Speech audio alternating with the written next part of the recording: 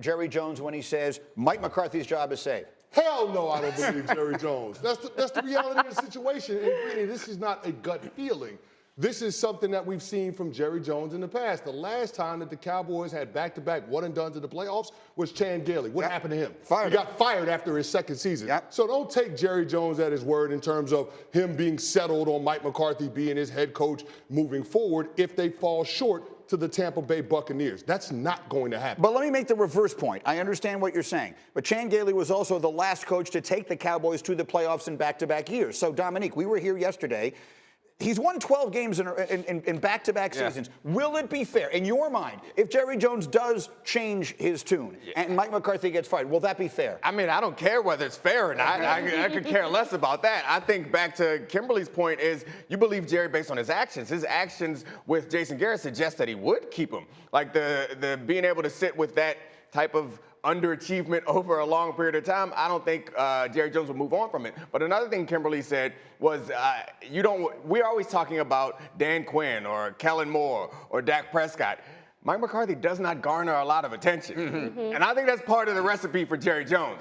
After Jimmy Johnson, it seemed like from that point forward, you had Parcells. That didn't work out. There's something about Jerry Jones wanting to be the figurehead of this organization. And I think Mike McCarthy winning 12 games back-to-back years, getting them to the playoffs, and maybe making a run is enough because he plays the background and Jerry Jones can have his big press conferences weekly. What do you think of all this, D. Wood?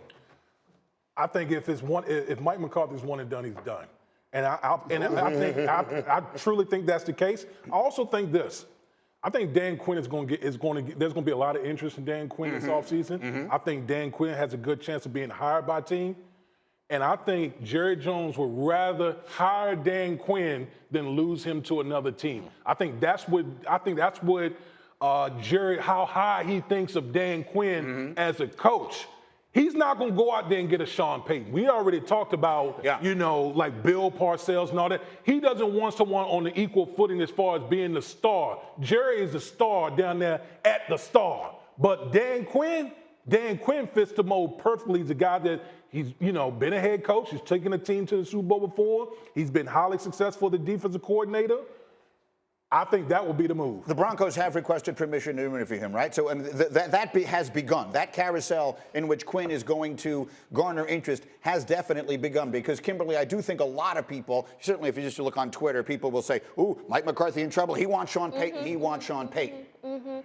Yeah, I think here's the thing. When Jerry has talked about his team, he talked all off season about how, and even at the end of last season, like close to tears because it's like he knows this window isn't going to be open for very long. Like, Jerry's up there, too. He wants to see a Super Bowl. Like, that's the reality. Like, he wants to see this team win a Super Bowl. And he keeps talking about the disappointment. Like, if they were to get bounced in the wild card route, like, I feel like that is the perennial disappointment. And to your point about Jason Garrett, yes, he's stuck with that. But I think that might be the reason that Jerry Jones says, I can't live through that anymore.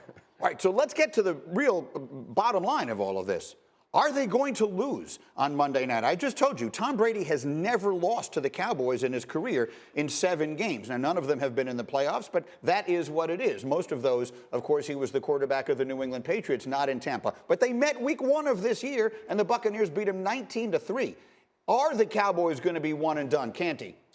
I don't think so, but I can't say it with my chest, G, because these teams are so evenly matched. I don't think any of us trust the head coaches in this matchup. We haven't even seen Todd Bowles as a head coach in the postseason. When you look at their penalty differential, they're both right there in the bottom third of the league. And the Cowboys have 1 more turnover than the Tampa Bay Buccaneers. So both of these teams have a habit of getting in their own way when it comes to success. And we know that winning in the postseason has a lot to do with not losing the game before you can go out and win the game. So the self-inflicting wounds is ultimately what's going to end up deciding this. And, G, I don't trust either team in this matchup. No, and look, if there's one person on the field in this game that you have to trust, it's Tom Brady. He has obviously earned that. Normally, we would say Dak Prescott is another person we trust. We're going to talk about his struggles a little bit later. But the bottom line of it is, Dominique, do you expect this to be one and done for the Cowboys? When I look at the Cowboys, I say this is a team that could lose in the wild card round.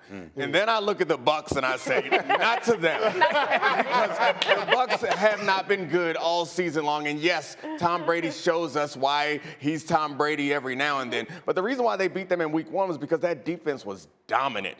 That was still a point when we were thinking this might be the best defensive team in football. They haven't been that for a long time, and I don't expect that they'll be that this weekend. And the Cowboys, despite Dak's turnover issues, they've been able to put up points. So I think it's going to be really hard for the Bucs to outscore the Cowboys. How are you feeling about it? Tomorrow you will smash the helmets, so we will get the official D Wood pick tomorrow. But right at this minute, what is the lean Cowboys-Bucs Monday night in this monster matchup? I mean, I'm lukewarm on the Cowboys. See, if the Bucs have shown any type of pulse throughout the regular season, it would be I would smash a helmet today. But I need some time to really ponder over this because, quite honestly, neither team really impresses me right now. You know what I mean? And you would think in this matchup, the fact that Tom Brady, I believe, set the attempts record this year, and that actually kind of plays into the Cowboys as far as their rush is concerned. So you would think okay, that's maybe a bad matchup.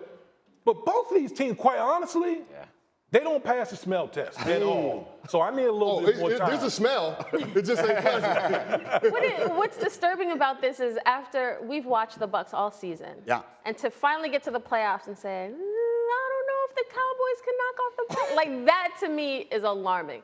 The Cowboys have the better team. They have played better this season. I understand the playoffs. Brady's looking at this like the playoffs. It's a new season. Season starts now. Normally, I'm one for storytelling and narratives. The narrative that Tom Brady comes out and saves the day, I would love that. I always think that. Not this year. Cowboys are a 2.5-point favorite on the road. We're going to talk more about Dak a little bit later as we head towards a matchup. Candidly, if I seem giddy, it's because I am. Thank you for watching ESPN on YouTube. For live streaming sports and premium content, subscribe to ESPN+.